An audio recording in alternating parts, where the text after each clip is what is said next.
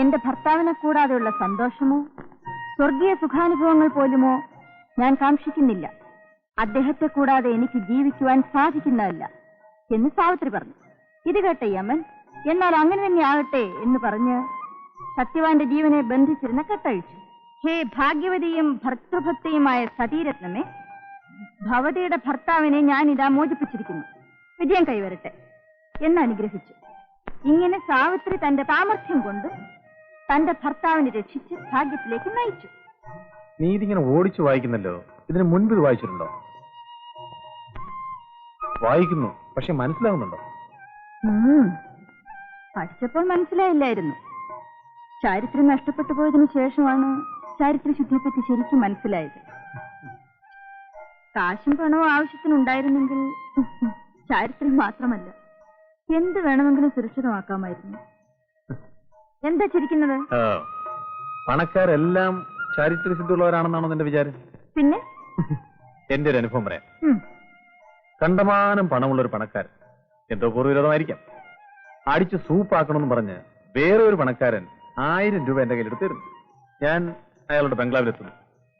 ചെന്നപ്പോൾ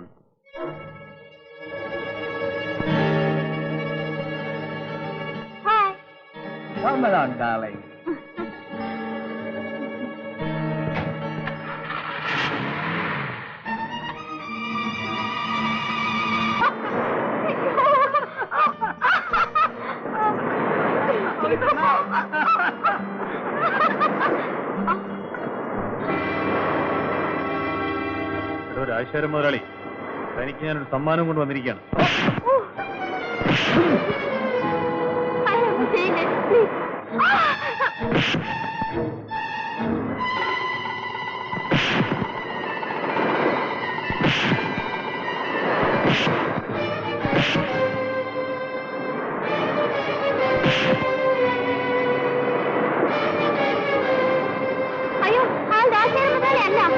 രാജശേഖരൻ മുതലാളി അല്ലേ? ഞാൻ എന്റെ ഭർത്താവല്ല.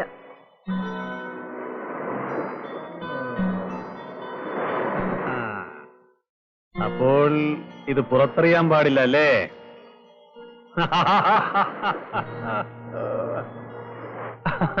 അങ്ങനെ അവിടുന്നും കിട്ടി 1000 രൂപ. അവര് വലിയ കാശുകാരന്റെ ഭാര്യയല്ലേ, പിന്നെന്തിനാ റൂട്ട് തെറ്റിപ്പോയത്? നിന്റെ വയറ് കത്തിയപ്പം നിന്റെ റൂട്ട് തെറ്റി, അവളുടെ കൊഴുപ്പ് കത്തിയപ്പം അവളുടെ റൂട്ട് തെറ്റി.